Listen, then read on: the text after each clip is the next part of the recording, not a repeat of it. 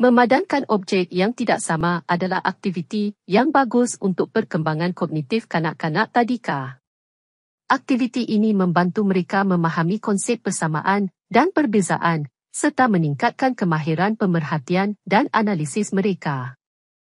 Jom belajar sama-sama. Pada hari ini, cikgu akan menerangkan objek berpasangan yang tidak sama. Contohnya, meja pasangannya kerusi.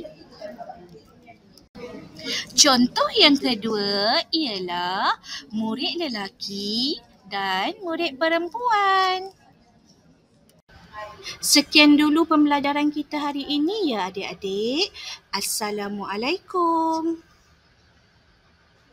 Lihat sana, lihat sini, banyak objek di dunia ini. Bentuk, warna, saiz berbeza. Mari kita belajar semua.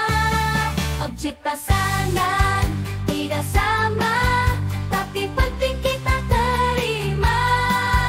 Pelangi di langit cantik berseri, setiap warna ceria hati.